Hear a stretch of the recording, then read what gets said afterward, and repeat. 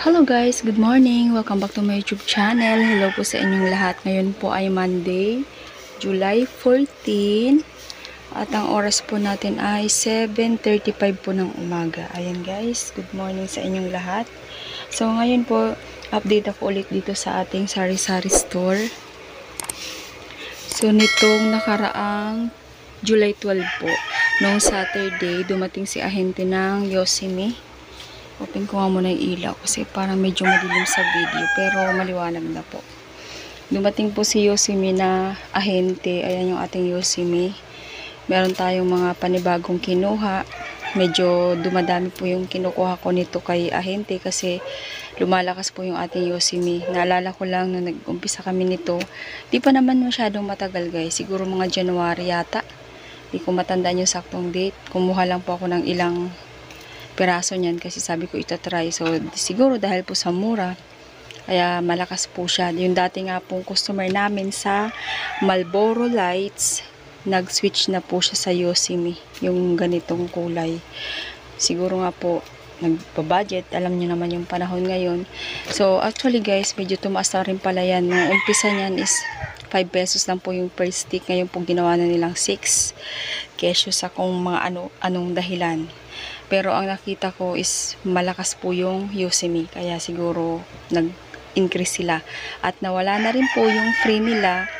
Sa bawat isang rin po meron sila sanang free na isang kaha. So nawala na po yun. Kaya ang tinutubo na lang po namin dito is yung pinakatubo na lang na sobrang liit. Pero okay na rin kasi at least pag naipon pa rin naman medyo dagdag pa rin naman sa kita ng ating tindahan. At 10 or 14 days kami nagbabayad. Kaya ang ginagawa ko, nag-iipon na lang ako ng mga benta nito para yun yung magiging pambayad. So, ayan guys.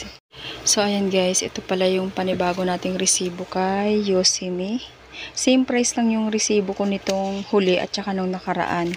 So, yung binayaran po namin dito sa Yosemite nung nakaraan is 7,420. Ang bilang po nito is yung red na 5 rim at saka 2 Yosemite na green. Ayan guys. So, bali po pala yung kinuha ko, 8. Nag-cash out ako ng isang rim pero magkahiwalay sila ng resibo guys. Ayan. Kasi nagkamali ako ng order. Medyo hassle kay ahente. Magbabago daw siya. Sabi ko, sige, i-cash ko na lang yung isang rim. Kaya bali 8 rim po yung kinuha ko. Ang babayaran ko sa 26 is 7 na lang. Ito po yung kanyang amount. 7,420. Kung mapapasin nyo guys, yung aking mga Yossi, ito na lang po yung iba. Marlboro Lights Camel. Meron din naman akong red at saka yung blue, pero ilan lang yung bumibili niyan. Sobrang mabenta po talaga dito sa amin yung Yosemite na red. Pumapangalawa na lang po yung green at saka Marlboro Camel. Pero hindi pa rin ako nagpapawala kasi may mga customer pa rin po ako niyan. Kaya meron pa rin. So, ang balik nila sa 26. Sa 26 po. Ayan, dyan. 26. Kaya iniipon ko yung benta niyan guys kasi pambayad ulit sa ahente ni Yosemite. So yung hitsura naman ng ating tindahan ngayon guys, marami na tayong kulang-kulang.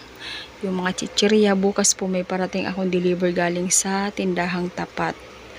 Ayan guys, yung ating tindahan ngayon, maraming kulang-kulang sa dilata. Hindi masyadong mabenta sa amin yung alak ngayon guys.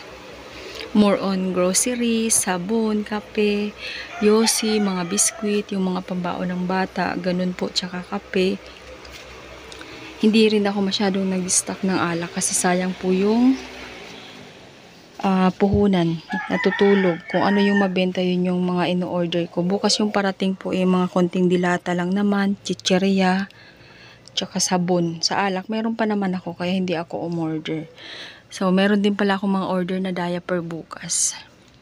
Kaya lang magpapabili na ako kay partner mamaya pagpasok niya para meron na ako mamayang gabi kasi wala na ako maibibenta ng medium at saka large. Bukas pa darating yung in-order ko. Kaya ayan po yung hitsura ng ating. Meron pa naman pala ako ilang piraso. Isa. Buti na nga lang si customer nagsiswitch sa ibang size. Siguro kasya naman na sa baby niya kaya kahit papano. Kahit wala akong large, bumibili siya ng XL. Guys, umorder ako nung Saturday. Ayan na lang po yung natira. Medyo tumaas po yung presyo ng itlog dito sa amin. Medium lang pala yung kinukuha kong size at ang bentahan ko po is 10 pesos. Hindi ako nagtaas kasi kaya pa naman dun sa tubo na meron. Hindi pa nam... So, ayan guys. Ito po yung mga nakapilas-pilas nating sabon. May mga bumili kanina kaya ayan yung hitsura. Mamaya maglalagay ako ulit dyan. So, dito naman tayo sa ating mga itlog. Ang ating itlog po ay nagtaas dito sa amin. Pero hindi pa ako nag-adjust ng presyo kasi okay pa naman dun sa tubo na meron ako sa presyo ko dati. Kaya okay lang yan guys. So, sa mantika, ayan po yung ating mantika. Same price pa rin naman po. So, ayan lang po muna ang aking update dito sa ating maliit na sari-sari store. Ngayon po ay Monday. More sales po sa ating lahat at happy selling. At maraming salamat po ulit sa panonood. Bye!